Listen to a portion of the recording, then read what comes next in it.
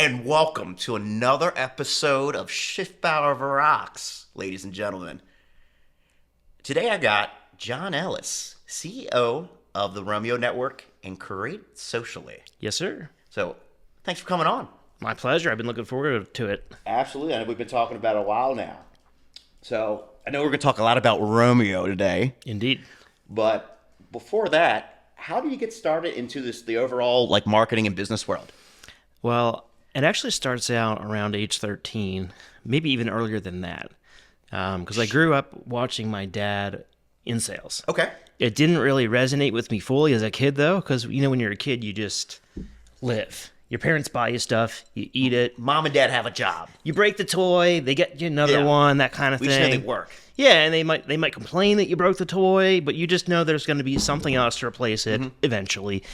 And it wasn't until around 11th grade. I took consumer math in 11th grade because I'm absolutely terrible at math. 2 plus 2 is 4. I thought it was 3. I'm kidding. That's only if you throw in letters and some weird, insignias underneath it. When you add letters, I'm good for maybe 2 plus X equals 5. I got that. Man, if you put something like that in front of me now, I'll be like, how the fuck do you do that? You Excuse throw my more French in. folks. You throw more in than that, I'm lost. But anyway, back to the situation that I'm going to bring up that kind of made the reality of what I do hit home a little bit more. Which, newsflash, if you're a business owner, you're in commission sales. Yeah. Thank you for reminding folks out there. My dad was in commission sales, and by the way, if you work by the hour, you're also in commission sales. So what happens if you show up and you don't do your job? You're not going to have it anymore. Correct. So it's just a matter of your mentality around how you get paid. I'm going to steer the train back on the tracks here. So there was a worksheet about what your mom or dad, what do they do for a living, how much do they make a year, and you're supposed to back that into a math equation. If dad makes X per hour and the cable bill costs this much, then how much does he have left over, kind of thing. And I gave it to my dad, and he's like, I can't fill this out. I'm like, what do you mean you can't fill it out? He's like, because I don't make a fixed amount of money. He said, I don't get paid by the hour. I don't get a salary. I just get paid when I sell stuff. Yeah. And I was finally old enough, at age 13, 14, to have it kind of hit home. Oh, holy crap. The only way my family eats is if my dad sells something. So I became fascinated with why in the world someone would do that, which takes me to how I got interested in business, which led to eventually launching the businesses that my wife and I run together. Is I like to have creative control of something, and it just so happens that if you have creative control of something, you're likely an entrepreneur, you're likely a business owner, you're likely in sales. I like to use the term, it's like chiefs and Indians. Some people, are just destined to be chiefs and leading a tribe. And some people, they're destined to be Indians, Native Americans, where, it's okay. It's right. But it's usually one or the other. Some people can grow into being a chief, but sometimes, I really feel like chiefs are made. I agree. And that's kind of what happened to me. So without really saying it to me, or my dad never said, son, you should be an entrepreneur. I just looked up to him and was like, ooh, I want to do that too. Yeah. If my dad can do it, then so can I. So anyway, long story short, I didn't think a whole lot about what I wanted to be between age 13 and I was at least I felt a little like a loser. I didn't leave the house till 24 because I realized when I was 18, because I said to my parents, I'm out here at 18. Yeah. Until I turned 18 and then realized, whoa, it's going to cost me some money to do this. So I left and I joined the United States Air Force. And so that's actually the longest I ever had a real job, was from 2008 to 2013. And I love my country. Thank you for your service, by the way. And it's my pleasure. I met my beautiful bride over in Misawa, Japan. And that's actually our youngest daughter. Her name is Aomori Grace, after the Aomori Prefecture where we met. So it's kind of rootsy and cool. Nice. Our son, his name is Jet, because of jets. Jet with 1 T or 2 T's? 2 T's, because it's, you got to do it a little different. Yeah, it's a little spike to it. He's Jet Reed Ellis. So we got Aomori Grace, Jet Reed, Those are solid names. and Ayla Renee. Yeah. So thank you for not naming them like Apple. right? One's Apple, the other one is Mac, and then the other one is Leopard.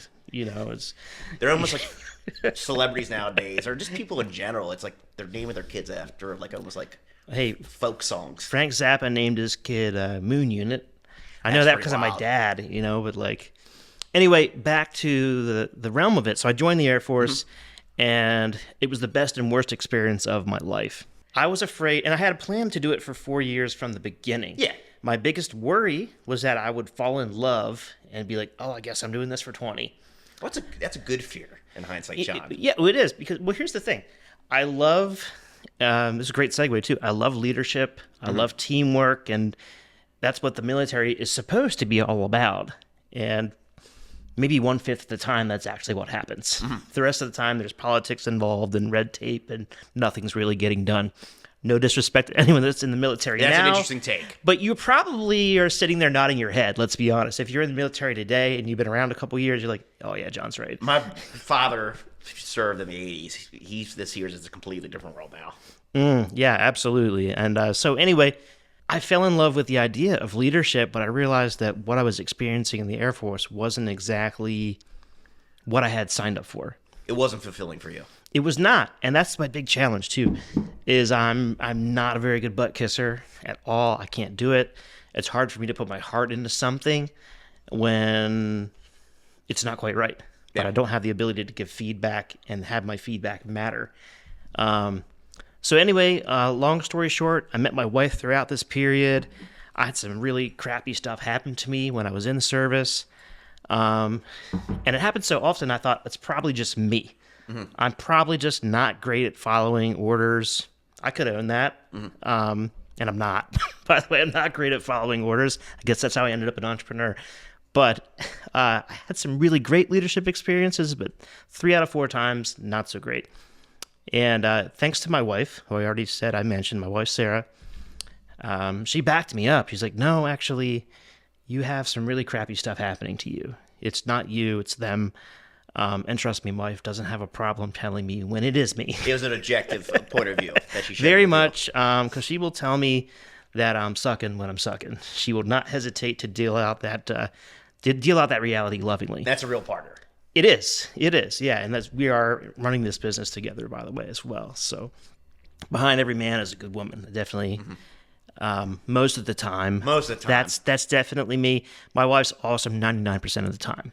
I can never figure out when the other 1% is, but nobody's perfect. So I ended up leaving the Air Force after 4.5 years once I realized, like, okay, this is just not going to be a long-term career move for me.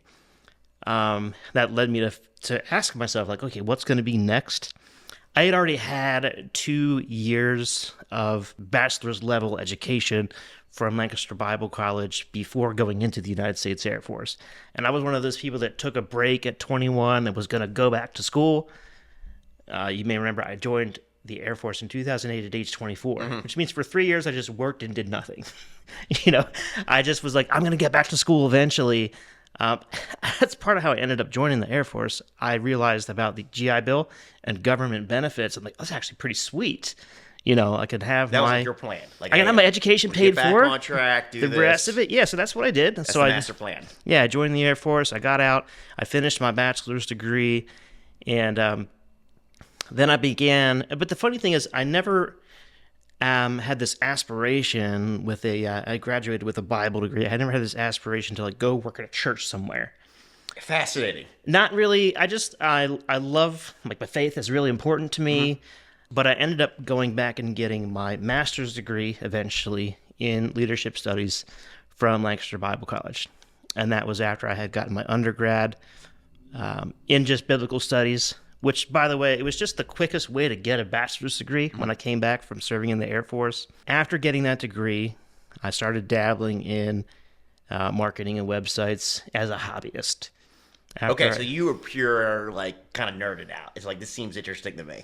Yeah. I didn't know anybody. Like, I didn't know anyone like you, for example, who was in the same field. Was like, hey, this is cool. You should check it out. I just thought this is interesting. It was just purely something you picked up. Yeah, Interesting, I knew, like, I could already nerd out about the latest iPhone that had come out or whatever, and I could tell the difference between a decent looking website and a not decent website. At the time it was like, does a website look like a nasty rectangle on your phone, or does it actually fit on the screen? Yeah.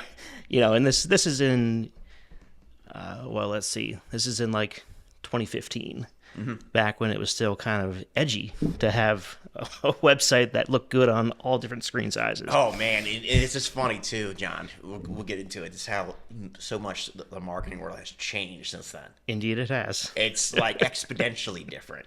For sure. So I got started as a hobbyist, and my wife actually, she was a 4-year enlistment in the Air Force. So for the last 2 years, prior to finishing and getting my bachelor's degree, I was, this is a little segue, but it's part of what got me to where I'm at too, because I became fascinated with like grassroots marketing. Because I had the bright idea while I was a military spouse for like a year and a half, because I had left the military. I was still just hanging out on base, off base in our house in Germany. That was our second assignment, my wife and I together. There wasn't like anywhere cool to work on base, and you already know my attitude about working for other people. Yeah. So fortunately, we had enough income from her Air Force salary. I didn't really need to work necessarily. Of course, I wanted to do something though. So I thought it'd be cool to launch a nonprofit that was based in York from Germany. It was called You Are Finally Cared About Incorporated. I thought it'd be cool to call it YAFCA. It was one of the hardest things I ever tried to do. It never actually took flight. But here I am trying to figure out how to get exposure for this idea I had, which, by the way, it's kind of a cool idea I'm so biased towards. I think it'd be easier now, maybe. But it was to bring together local businesses and entrepreneurs who would front a certain amount of services or goods that they would be willing to donate each month towards a local nonprofit. So you'd have businesses listed in a directory, like it would say, hey, Paul Schiffbauer will donate X amount each month, or a website a year, whatever. You'd pick what it was. And then I actually did that before. Then nonprofits could go on and look and see, okay, I need that service. Let me apply for it. That was the whole idea. Got it. So it's almost kind of like a nonprofit, like brokerage in a way. Exactly. In terms of like, not giveaways, but essentially like donations. You got the right idea. But so I had to figure out how to get exposure. Donation brokerage. Yeah, I had to figure out how to get exposure for this thing from Germany. But my target was here in New York. Yeah, so I was over there. Facebook's in its infancy at the time in terms of like leveraging it for marketing, especially grassroots, not paying money, but doing it yourself kind of marketing. I fell in love with the potential of it. I didn't have anyone showing me how to do it. I wasn't very good at it, but I connected with a heck of a lot of people on LinkedIn that had no idea who I was. Is it funny how that works out? That's how I met my long-term business partner contractor, was Twitter. Wow. Twitter of all things. He DM'd me. He slid in my DMs. Nice. So I had that in my back pocket, like the experience I had trying to launch YAFCA. That's how I met Kate Harmon. Shout out if you're listening. Great. Or someone tag Kate Harmon if you're watching this. So shameless plug for Kate Harmon. But that's how I met her, was like, I think it was actually from a tweet. I think I tagged like YDR, and at the time she still worked there. And I ended up got her roots there. I ended up meeting her at the Brewfest at Rev Stadium when I was home on leave. Okay. And we bumped into, I was like, oh yeah, I've been talking to you online. She's like, oh yeah, I've been talking to you online. And I bring it up because of how cool the internet is.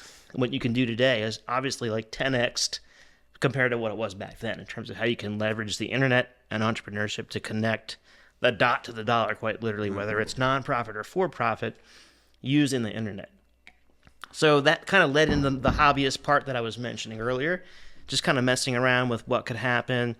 And through word of mouth, largely, I started doing smaller website projects for people, and then eventually I realized if I wanted to be a real business, I needed to raise my prices, etc. Man, I made my skin crawl. I did freelance work for like 30, 35 an hour. I'm like, what? Crazy. I thought 50 an hour was like, how could they be ripping people off like that? I'll do it for less. Shit. Really bad idea. Yeah. It's so funny looking back on it, but it's, I think it's like, John, being an entrepreneur, a little segue I'm taking away, we'll pull it right back in a second. It's almost like boxing, I feel like, or like ultimate fighting. There's different weight classes. And when we all start out as these little wet featherweights, not knowing what we're doing, but we're spunky. Right. And over time, it's just, I I feel like mentally hit different weight classes as we Absolutely. get experience and get more confidence in who we are. Yeah, when the people you look up to that you want to have mentor you are like, oh yeah, by the way, I know you're charging. I'm not good at math. Remember, I know you're charging $5 an hour. I charge 100. Whatever that is, the difference, 95 an hour more. I'm like, how do you do that? It's kind of like the scene in Wolf of Wall Street. He's Yeah. like, if you show me a pay stub for $70,000, I'll quit my job right now. Jonah Hill's like that to Leonardo DiCaprio. Yeah, that's a classic right there. But so that's kind of led me to where I'm at today. To fast forward dramatically, Connecting with folks while... We'll segue. Connecting with folks and trying to figure out what I was doing. I had a brief stint for 18 months working as a volunteer coordinator right when some of you might even be like, what is Life Path Christian Ministries? Probably not now, but when it was York Rescue Ministry for like 5 decades. Yeah, no, that's a very well-known name in the York area. Yeah, and then became Life Path Christian Ministries. I was a volunteer coordinator in the midst of that. That was the other only real job I had besides the Air Force, which is basically what I ended up doing. And actually, I got that job thanks to Nate Knight. Some of you may remember him, or Doug Knight. Doug Knight, yes. I've never had the pleasure of having a one-on-one conversation with him. He was a classic. But a lot of folks that I know and you know, they speak very highly of him. Yeah, he's got good roots that'll be here for forever. It's a legacy. He was an implant too to York, and he was like, "That's what I heard. Cool place. Let me make it better." He had a podcast. I think it was called Connecting the Dots. Yes, I believe. But anyway, that's how I ended up at Life Path, and then I realized through that, like, oh, some stuff could be better here. We just be honest that this was also. It's weird that that's like 6 years ago now, maybe even a little longer than that. But I let them know about my moonlighting as a marketer when I first started working there. And at the time, I didn't realize that you shouldn't do that when you work at a nonprofit. You don't be like, I know you're paying me for this, but I'm also kind of good at that. I've had conversations with nonprofits I've been affiliated with or done work for. It's like, yeah, I do this, but I'm willing to volunteer X amount of time. Yeah. So all of a sudden, not only was I the volunteer coordinator, but the social media guy. You're the social media guru. And at first I thought it was super cool. I'm like, oh, I get to do this too. Yeah. Free labor. Exactly. I get it. You got to be frugal with your spending and all that stuff. But I found myself really enjoying the part I wasn't really getting paid for. Yeah. And eventually, actually, for different reasons, my time there as an employee ended, and they're like, we actually want to pay you to do some stuff on our website and this and that. Can you be a contractor for us? We're firing you, but do you want to work for us? And I'm That's like the best way to be fired. It's like, yeah, this is actually the work I want to do with my life. Well, of course, for others. I definitely took the opportunity because it was like not have a job or income or have a job and income. So I did some stuff, some freelance for about 3 months, but I had nowhere to go after that except to do it more. And that's when I decided... It's funny how sometimes opportunities like that create. Mm-hmm. And that's when I decided, you know what? And if you're not familiar with education benefits, when you are in an education program full-time with the Veterans Affairs, you get a housing allowance commensurate to if you were a staff sergeant in the military at the closest base to whatever college you're enrolled at. Which is part of how I ended up back in New York, too. I could either go on campus for one class at Lancaster Bible College and then take the other 3 online and get a housing allowance of $1,400 a month, or go all online and get $700. That was really easy math for me. Yeah. It's easy. Yeah, so that's I'm good at that kind of math. If it involves money, I can figure that out a little better. But anyway, for the same reason as my choice to go into the undergrad program and finish with a biblical studies degree, I did some research about the leadership studies program at Lancaster Bible College. I had enjoyed my undergrad studies. Plus, I knew I was going to get housing allowance again, and I needed some cash because I was newly an entrepreneur again after 18 months of not really doing anything with my side hustle, which that was the other reality check I had working at a nonprofit. I'm like, oh, I'll do this on the side still. Definitely no time for that. A lot of evenings, weekends, that kind of thing. So it forced me to get out of my comfort zone, going back into the realm of marketing, but needing to look at it full time, really for the first time in my life, because before I'd always been on the side. So I think in a lot of ways, from a spiritual perspective, God kind of was like, I know we're on the edge of this cliff. Yeah. I know you have wings. Get off of here. Because my wife was with me in my exit interview, and she was like, I think God's pushing us out of the nest, John. And that's kind of what led to my life over the last, 7 years of what I've been doing. I like how you brought up your faith. Normally, I joke with folks where we don't talk religion or politics like a bar on the podcast, but I want to talk about I don't talk religion or politics either. I like the link. No, I want to, though, because I know just myself and whatever you might believe in out there, sometimes you have these challenges, and it's like, why me? Especially as an entrepreneur, I've encountered an enormous amount in my personal and professional life. But I don't regret anything Right? I've experienced. Everything happens for a reason. Yeah, and it's made me a better person than the person I am today. And I think that was intentional. Oh, absolutely. And I got to give my wife some credit on that too, because every time like a really ridiculous, unexpected change happens, she's like, "Wee, this is fun." And me, I'm like, "Crap, not again." I only want to do big changes if it was my idea. That's most folks, John. Indeed. We're resistant to change, and if we have to change, or someone persuades us to change, we almost, I think it's this human nature where we want to, like you said, my idea, we want to be essentially persuaded to think we're making the decision, even sometimes we're not. Right. But where does growth happen? Outside the comfort zone. Outside the comfort zone, exactly. And I would say that's a great segue back into the conversation in terms of the roots of it, which is, we talked about this before we started, in terms of the foundational destination of our conversation, if you will, which is what's the parallel between leadership and marketing. And the talk about comfort zones made me think of how I look at the whole entire thing. So to sum it up in context as a springboard for the rest of our conversation, that's really what marketing and leadership is. It's me being able to say to you, Paul, I know this is going to feel a little weird, trying this new product or service, but you really should do it because you'll be better if you do.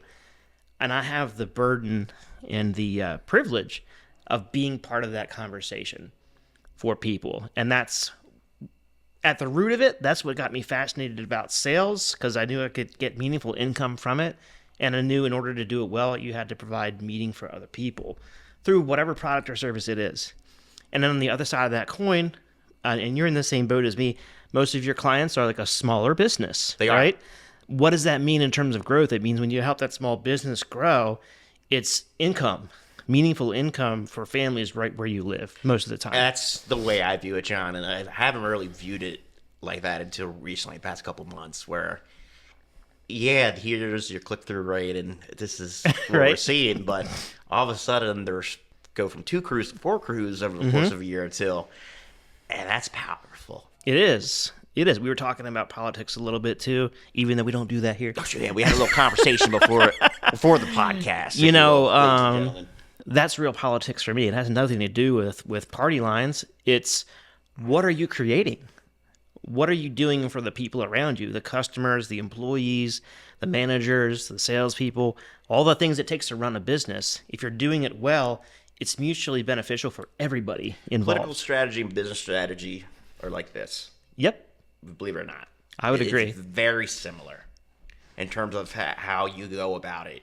In terms of like, okay, what's our goals? What are we trying to accomplish? Yep. What variables do we have to be aware of? It's just apples and oranges. They're both fruit at the end of the day.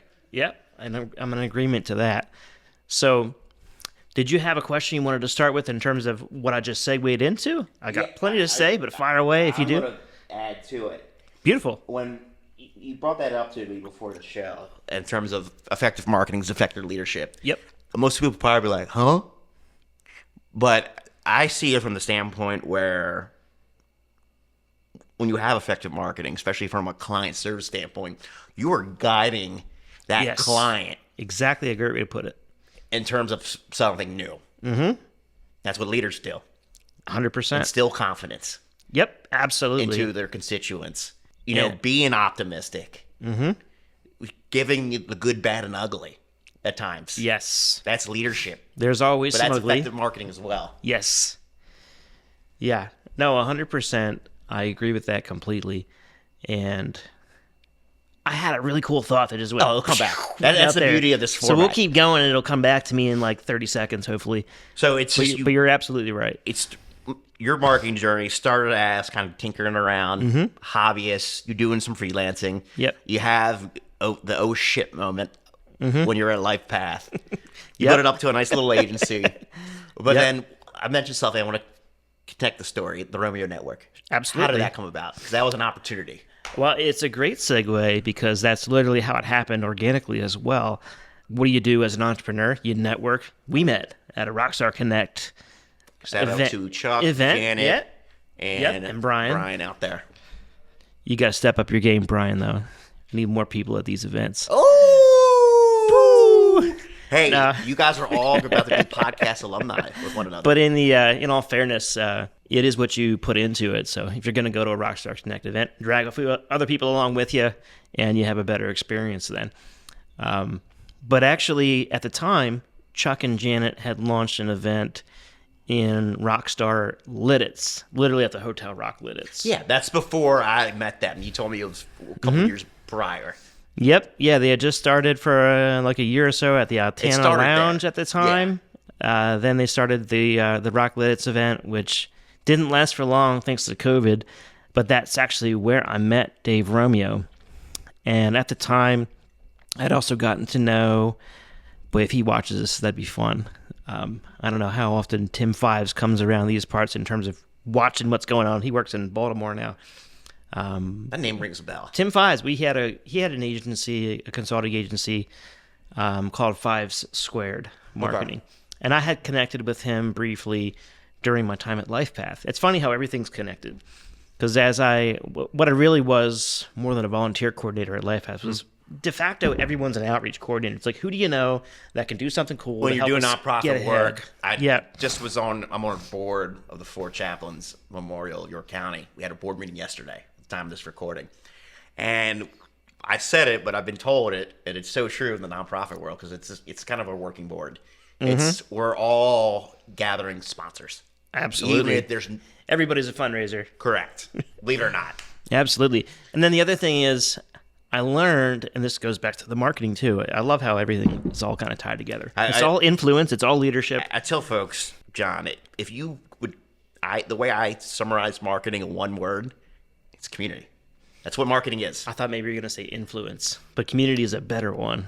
I like influence too, because that's a huge component of it. But to me, it's community. It's this connecting aspect of, what you're providing out there, whatever product service standpoint to whatever intended audience.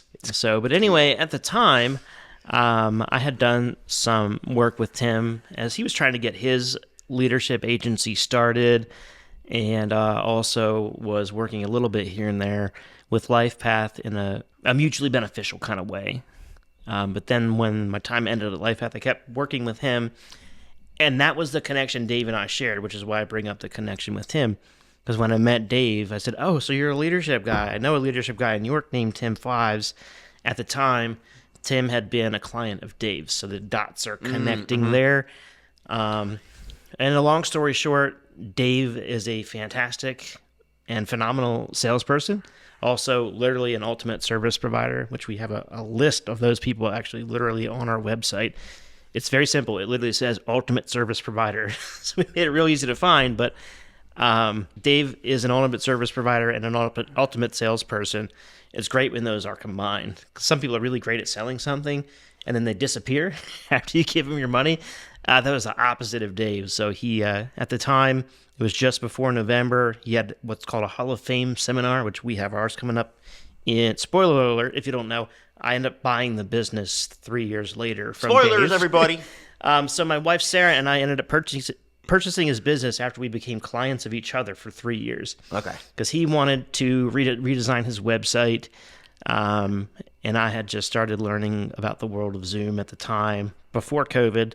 It's funny the way things all lined up. I love how older folks had to adopt, what the hell is Zoom? I'm like, I've kind of been using it for a while now, here and there. It was still kind of new to me, though. I had just started using it, and just knew you could use it to talk to people. Couldn't explain, actually, even now, what happened. That'd be a great market study. why didn't Skype just like explode? They screwed the pooch on that one. But in fact, it just went, and Zoom went. I think it's just they had the branding. It was just They because took Microsoft off. had way too many products. That's probably a Skype good point. is a Microsoft product. It was at the time. Yeah, I just think it think still they didn't is. capitalize on that period of time. Is Skype even around anymore? That's a research question for I use later. it. John on my team, him and I Skype 9 times out of 10 if we send each other a message, which is hilarious. But like, it would just start on Skype, decided on Skype, would never really changed. So it's still around? Oh yeah, it's not the same. It's clunky. But anyway, nonetheless, I met Dave, and he was running Dave Romeo seminars and coaching because he's a solopreneur, just him. He was a great salesperson. He sold me on helping him maintain his website at the time. I don't know if you ever heard of Statamic. It's like a super geeky, programmer-friendly It hurts my website. brain. I'm aware of it. I don't want to. Beautiful. It makes me feel better because I told him, I said, I have never heard of this platform. I don't think I could do it. And he sold me on getting paid to figure it out the best I could and limp along because he's like, I just really don't want to work with the guy I'm working with anymore. I want you to do this for me. You're going to do it for me. That's Here building to a go. hell of a relationship with someone goes to you like that. Yeah, and that's really what happened too, and that's one of my favorite things. I'm honored to have Dave say this about me, but he said, "Dude, no one's earned my trust faster than John Ellis." That's a hell of a testimony. Because we had to jump into a lot of stuff together pretty quickly. He thrust me into working on figuring out his website before he eventually switched platforms. But for 9 months, we had to limp along with Statamic while we built a new site in the background. But also, dang, think gaps. I'm only 40. It's okay. I mean, I was I gonna say? have CTE sometimes. Oh, so alongside of the website part is the COVID/Zoom part. Yeah. Because I didn't know Dave super well. I was just doing his website for him. I had gone to the Hall of Fame seminar, which, just for context, that's in November. It's about 3 weeks after I had met Dave. Shameless plug. He called me. He sold me. You got to come to this seminar. There's going to be a lot of people there. They're going to want your business card. They're going to want to talk to you, which was accurate. So I went, and by the way, follow-up is pretty awesome. You got to be good at it as an entrepreneur. I learned that from Dave as well. Because what did he do after the seminar? He followed up and sold me 4 more seminars for the following year. And that takes me to where the relationship really ramped up because I had bought a seat for a seminar in January, and then I think the next one wasn't until like April, and then one over the summer, and then the next Hall of Fame I bought 4 for the year. It's relevant because I'd only been to the first one, and then right around that time, if you're following the math in terms of the time, it's right around when COVID was ramping up, you know, December, January. So in March, when things were really heating up, I don't know why, but probably a God thing again. We went to Dairy Queen on Roosevelt Avenue, my wife and I. I haven't been at Dairy Queen in years. And I walked out into the parking lot, just finishing my Blizzard, and Dave popped into my head. I'm like, I wonder what Dave's doing about COVID and how he's handling his seminars, because he at the time held them exclusively in hotels, face-to-face only. Meant to remind a friend like Tish, he had something called Insight Connects, which was, he had leadership groups, but then the Connects platform was like huge in-person networking, biz dev, back clunk, because it had to during the time. He's got it. It's never been better now, but at the time it's like, oh shit, how's he doing? Kind of similar to with you and Dave. Yeah, so I called Dave up from the parking lot, and I'm like, hey, Dave, it's John. I just wondered how you're doing with COVID. He said, actually, well, and he wasn't that phased by it. He's just like, well, we just had to cancel the one for last week, but we're going to reschedule it for next week. This is in March. Yeah, this was early on before, like, the anvil dropped. But it was right around the corner, though, because the people that were supposed to attend had been like, we're not comfortable meeting because we feel like it's not safe. You know? Look, everything. No one knew it. Nobody knew. It was all people. I saw videos of people just dropping like flies. Propaganda is a powerful thing. That's marketing in a nutshell. I'll leave it at that. But none of us knew what propaganda was true or not true at the time. So everyone's like, we're not going anywhere. We're staying in our houses. And you don't blame them. So I called him up. Agreed. I was staying in my house too because I'm like, I don't know what this thing is. So that's when I said to Dave, if you're open to this, I'm still kind of new to the platform. I just started using it 3 months ago. I could live stream your seminars for you if you just make Create Socially a sponsor. And the rest is history. For 3 years, that's what we did for every single seminar. Because I thought we were just going to weather the storm until COVID was over. You know, when like June came, people started to chill out a little bit. At least some of us were. I thought, okay, we're going to not live stream anymore once things settle down. We're going back to the old. Yeah, and Dave said, oh, well, we're going to live stream even when we're in the room. And that's when it was kind of like a mind-blowing idea to me, even though it's not really all that special. This is an older gentleman saying this too, which you would think, like, hell no, we're going back to how we used to do things. Yeah, well, when he said it, I'm like, I guess I could. And at the time, it just literally took my MacBook Pro and put it on top of a table on top of this little tiny platform and opened it up and pointed the webcam at Dave. And that was how we started out doing live streaming from the hotel room at the Comfort Suites in Mannheim at the time. And then we just washed, rinse, repeat for 3 years. But as a result, even though at the time I didn't have the budget for it, I got to experience the trainings. And for me, as a young entrepreneur, I didn't have the budget to attend every single event had I just needed to attend out of pocket.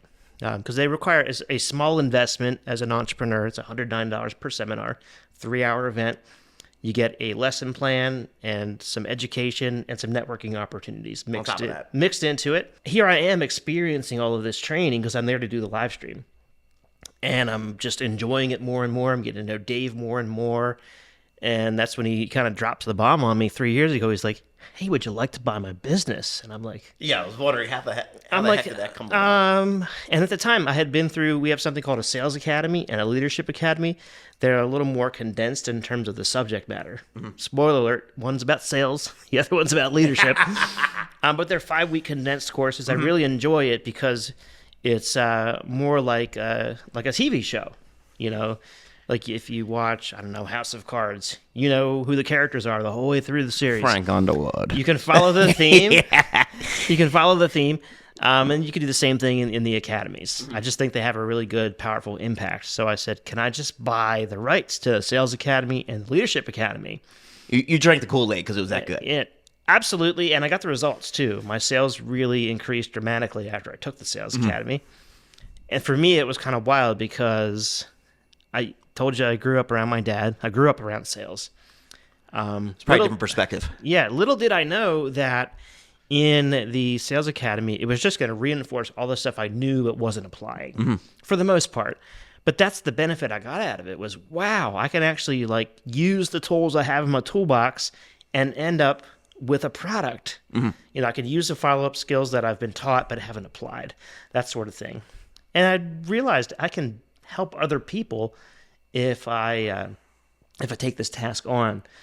Long story short, Dave and I came over to talk to my wife and I about what it would look like to actually buy the business. Him and his lovely wife, Kim, came over, and my wife took a look at the seminar menu, and she's like, this is a good idea. We should do this. And here we are doing it. We're halfway through, at the time of filming this, halfway through our first full season of seminars and coaching. So what's the exciting events coming up? Well, actually... Because this will release like end of summer. Okay. Towards the end. Like well, August then, time frame. That would be our fall Sales Academy and our fall Leadership Academy. Best place to grab more information on that is just literally on our website. If you go there, you click on either tab, you can find out more about that. Put some links in there. Yeah, or also if you go to courses.romeonetwork.com, you can get to everything online as well in a recorded fashion. So if you're not into live stuff, if your schedule's crazy, you can go to either event. It's not as cool as live, but you can get the material and pull that benefit out of it as well. So I want to ask this for folks out there with the Romeo Network, between the business development, the networking, the mastermind aspect, and the education, what makes it unique?